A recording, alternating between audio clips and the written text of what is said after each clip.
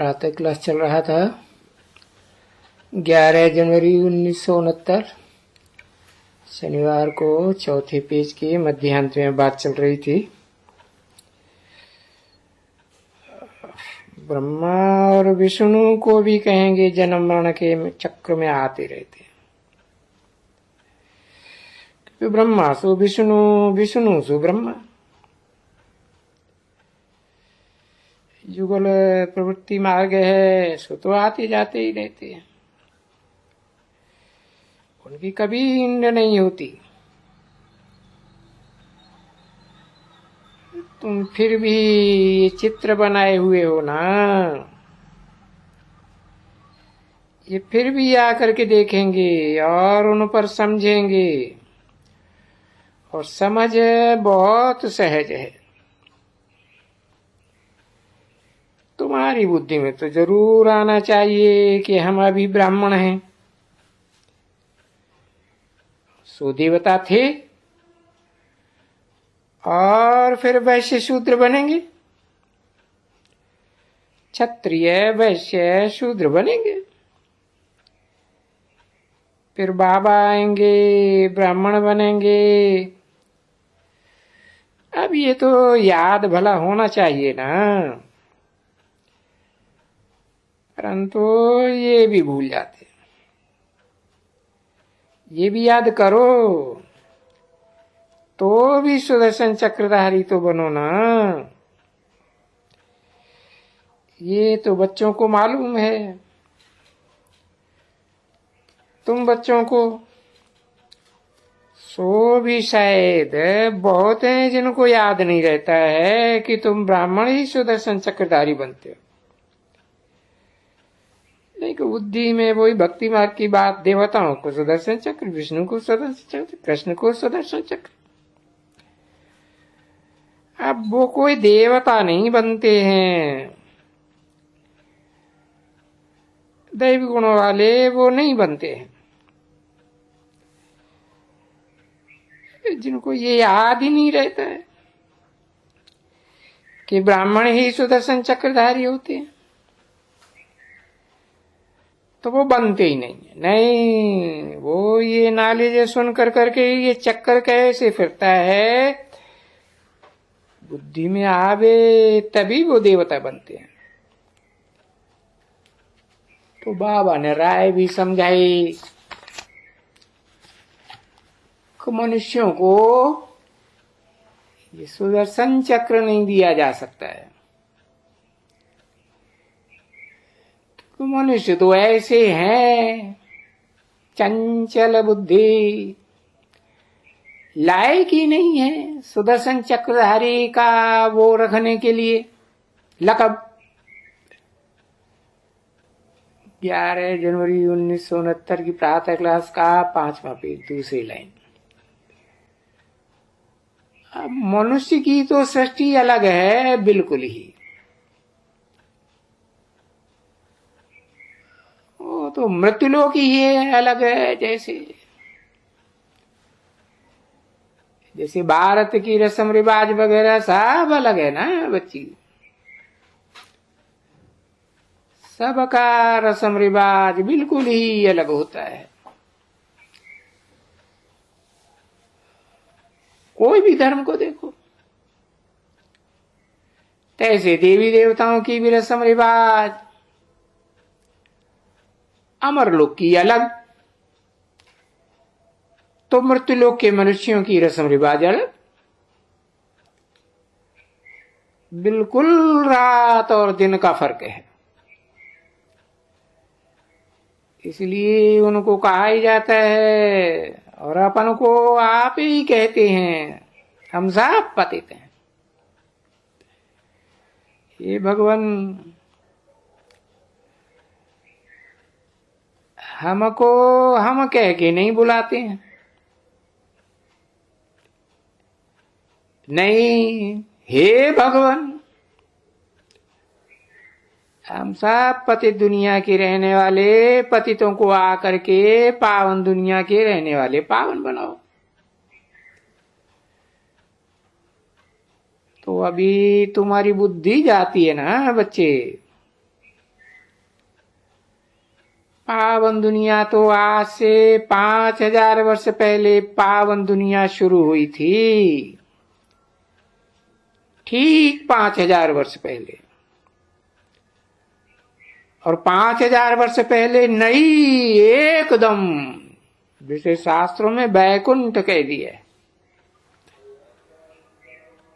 मुसलमानों ने जन्नत कह दिया है, अंग्रेजों ने पैराडाइज कह दिया है वो पावन दुनिया 5000 वर्ष से भी पहले की। और जिसको फिर सत्ययुग ही कहा जाता है। सत्य का ही युग है, झूठ का थोड़े। पैराडाइज सत्ययुग को कहा जाता है, क्योंकि क्रिश्चियन लोग भी तो पैराडाइज को मानते हैं ना, जरूर अनुभव किया है। तो कोई त्रेता को पैराडाइज नहीं कहा जाता है, नहीं।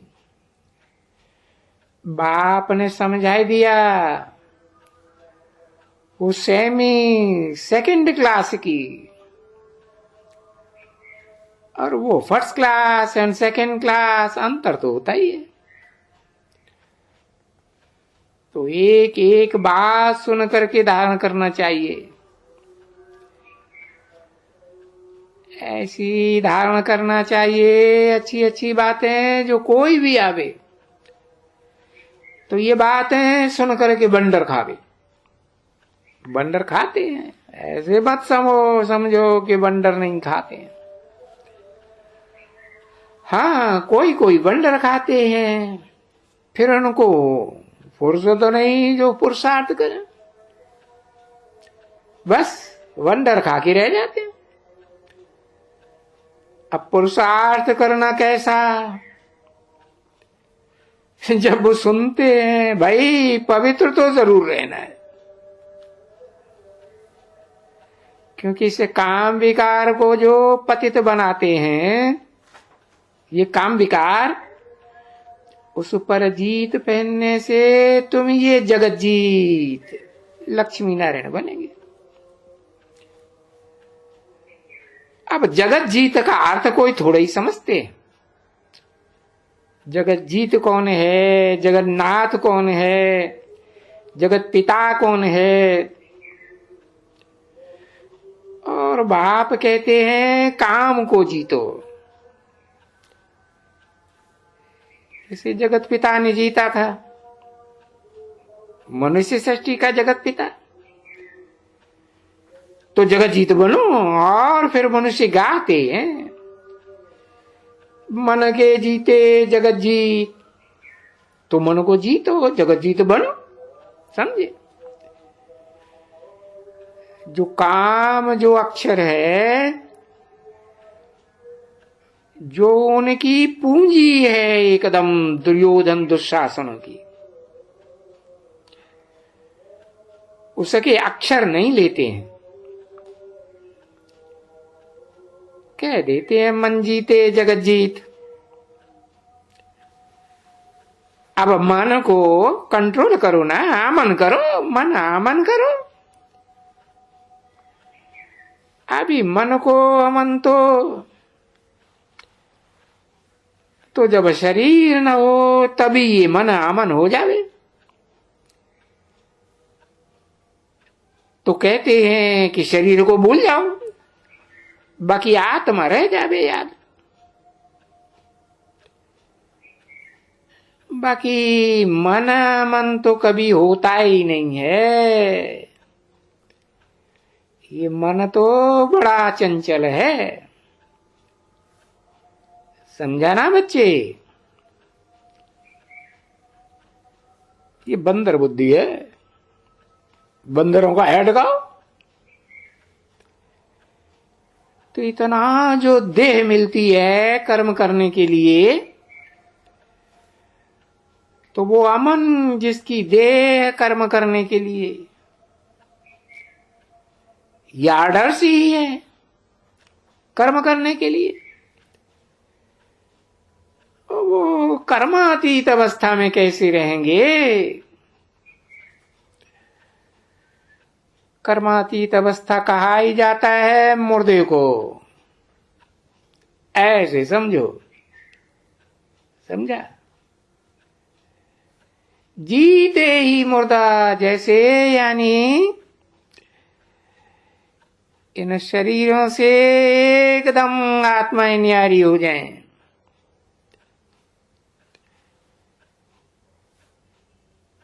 तो जो कलाबद्ध हैं, जैसे कृष्ण को कहते हैं 16 कला संपूर्ण, वो फिर क्या कर्मातीत कहे जावेंगे? है आंखों का कर्म छोड़ सकते हैं, तुमको तो ये पूरे शरीर से न्यारे बनने की ये इतनी पढ़ाई पढ़ाते हैं ना, कि शरीर से अलग हो जाओ। शरीर अलग है,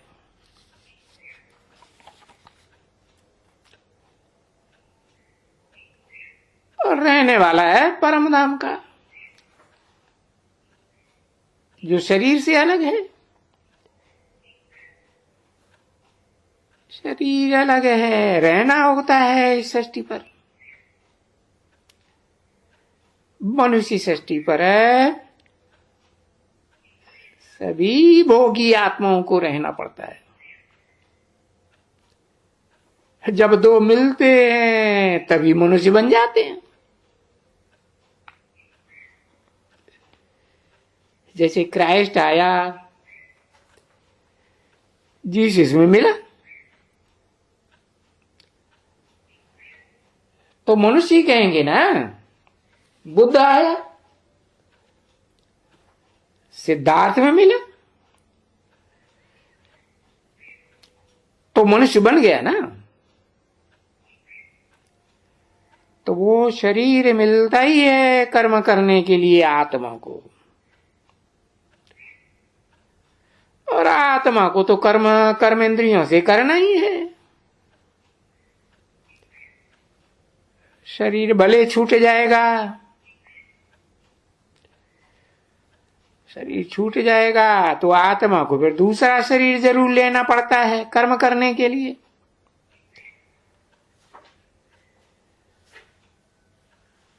तो शरीर इस दुनिया में जब छूटता ही नहीं है तो आत्मा शांत कैसे होगी?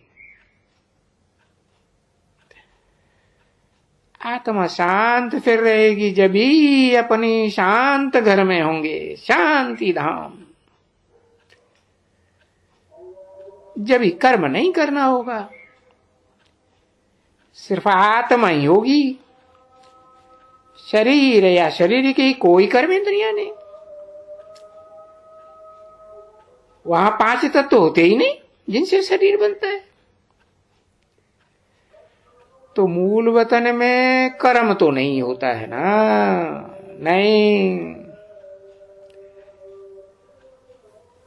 सूक्ष्म वतन की तो बात ही अलग है। नागबलाओं को पहनने वाला कोई होते हैं क्या? नागबलाएं पहनने वाले शंकर तो होते ही नहीं है कोई। तो उनका तो नाम ही छोड़ो। जब ऐसे कोई काम ही नहीं है कोई के, तो नाम क्यों? बाकी वो 2 हैं, उनकी बात बाप बैठ करके समझाते हैं, अच्छी तरह से बेहद का बाप समझाते हैं। वो जो 2 हैं वो यहां के हैं।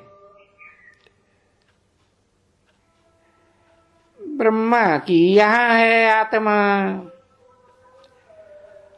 और ये विष्णु का भी 2 रूप युगल यहां, दोनों। वो सिर्फ है साक्षात्कार के कारण है, ये है ड्रामा में पार्ट इनका। जो दिव्य दृष्टि दे देखे जाते हैं, इन आंखों से तो कोई पहचान न सके। दिव्य दृष्टि होती ही तब है जब क्या संपूर्ण होगा ना। जैसे ये सभी संपूर्ण है ना, देवी देवताएं, तो संपूर्ण आंखों से नहीं देखा जाता है। नहीं, ये आंखें पतित हैं, क्रिमिनल हैं। तो ये क्रिमिनल आई को ये ऐसे पवित्र चीज देखने में नहीं आ सकती है, क्योंकि लायक ही नहीं है। इसलिए फिर दिव्य दृष्टि चाहिए, ज्ञान का नेत्र चाहिए, तीसरा नेत्र चाहिए।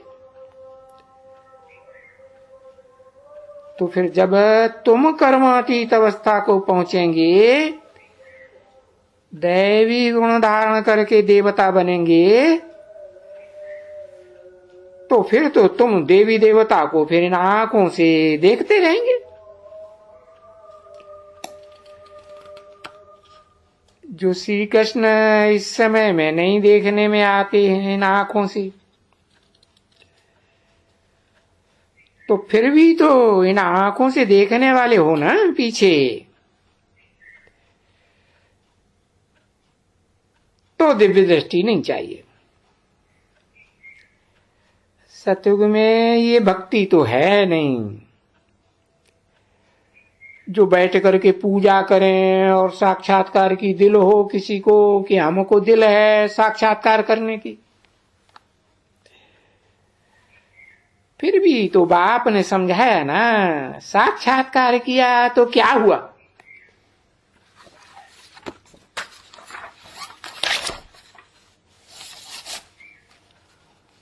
साक्षात्कार करने से कुछ मिलता थोड़े ही है।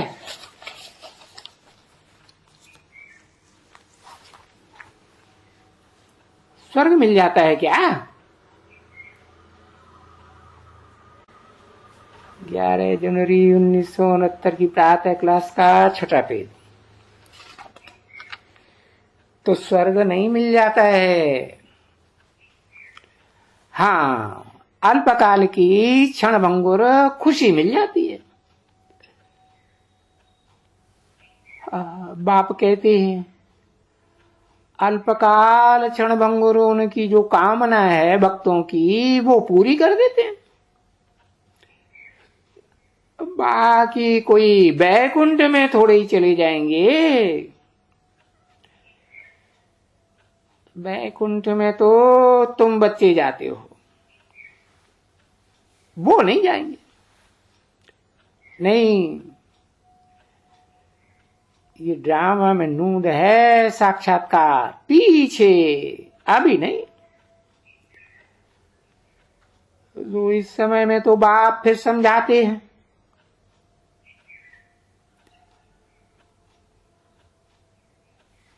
तो ये भक्ति मार्ग है ना, साक्षात्कार भक्ति मार्ग।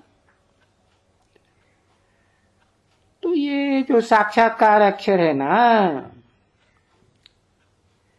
हियर नो, ये अक्षर नहीं सुनो, क्योंकि इससे कोई फायदा नहीं है। क्योंकि ये ईविल अक्षर है।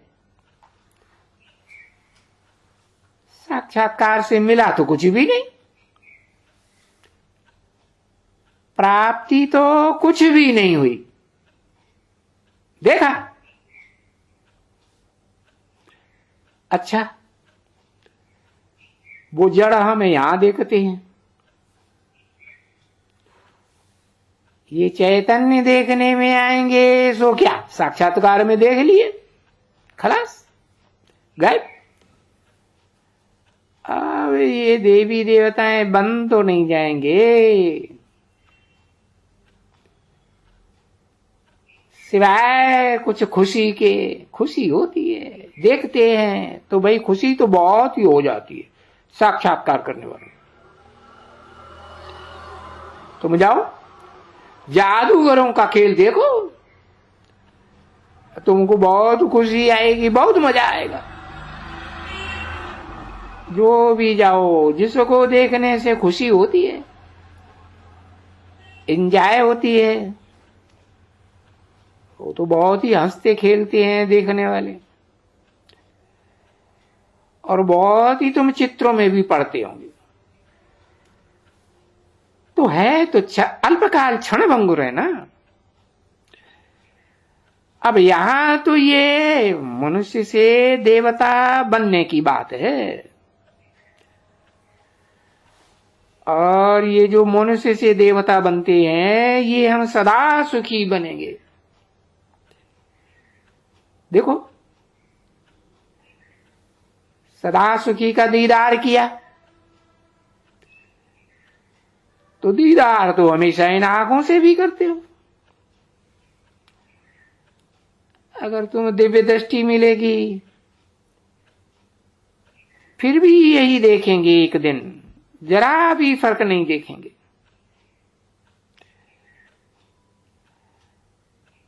तो बाप कहे, बाप बैठ करके भिन्न भिन्न प्रकार से समझाते,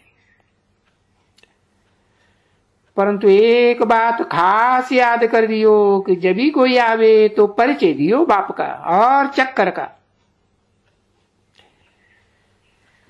चक्कर का परिचय देने से चक्रवर्ती राजा बनेंगे, और बाप को याद करने से पावन बनेंगे।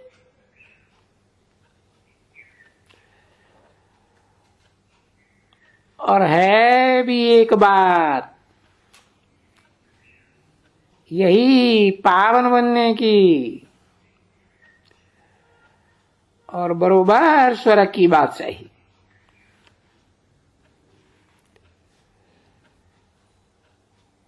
पतित और नरक की बात सही। अभी नरक की कोई बादशाही होती है क्या? नरक की बादशाही में तो कांटों का ताज है, बहुत दुखी होते हैं ना। बादशाही क्या कहेंगे नरक की बादशाही को? तो उसको फिर कहा जाता है दुख की बादशाही। वो सुख की बादशाही वैकुंठ में। अभी तुम यहां क्या करने आए हो? चेंज होती ही रहती है, दुख की दुनिया, सुख की दुनिया, नई दुनिया, पुरानी दुनिया है, तो जरूर चेंज होता है ना। ये बात तुम अभी जानते हो। ये मनुष्य भी कहते हैं चेंज होती है, परंतु वो कहते हैं ये चेंज होने में 40,000 वर्ष हैं बाकी अभी। तो ये तो घोर अंधियारा हो गया ना बच्ची, क्योंकि बताया अभी तुम समझते हो कि भले ये जो समझते हैं कलयुग की आयु 40,000 वर्ष है, तो वो बेचारा अभी क्या पढ़ेंगे? उनकी बुद्धि में तो बैठा हुआ है अभी तो कलयुग 40,000 वर्ष है, बाद में परिवर्तन होगा कलयुग के बाद सतयुग। तो उसी अंधश्रद्धा में, घोर अंधियारे में मर ही जाने वाले हैं, क्योंकि मौत आ जाएगा। भले जानते जाते हैं बच्चे, आगे चलते थोड़ा थोड़ा जानते जाएंगे, परंतु ये नहीं जानते हैं कि सब मर जाएंगे, क्योंकि समझते हो ऐसी लड़ाइयां तो होती ही रहती हैं, लगती ही रहती हैं। तुम किसी से भी पूछो, कहेंगे ये लड़ाइयां, अरे इस दुनिया में बहुत लड़ाइयां लगी हैं, बहुत लड़ाइयां। अरे असुरों और देवताओं की लड़ाई भी लगी थी।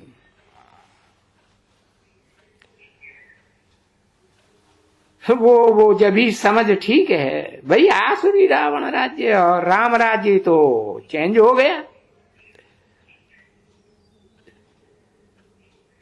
अब चेंज हो गया तो जरूर लड़ाई लगी होगी।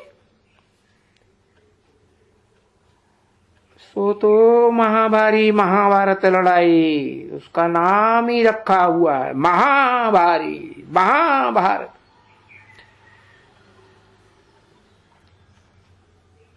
तो वो तो तुम देखते ही हो, उनका साक्षात्कार भी किया था। और फिर चतुर्भुज का भी साक्षात्कार।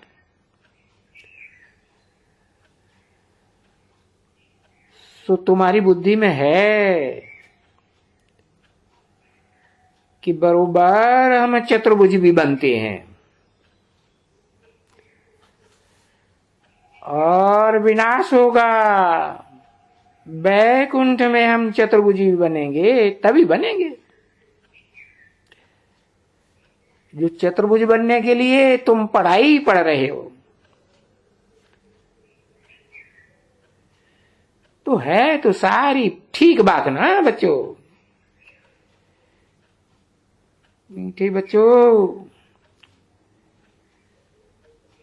और ये दुनिया भी तो चेंज होगी ना, नई दुनिया, ये पुरानी दुनिया चेंज होगी। चेंज नहीं होगी तो ये कोई बैठी रहेगी क्या? न नई दुनिया बैठी रहेगी न पुरानी बैठी रहेगी। पहले तुम नई दुनिया में थे ना, अभी तुम बच्चों को मालूम हुआ तो थे, जरूर कोई थे, परंतु अभी देखते हो बाप हमको पढ़ाते हैं तो हम ही थे।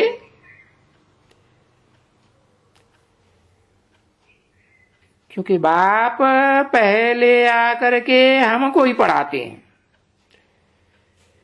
इसलिए मनुष्य से देवता बनने के लिए। ओम शांति।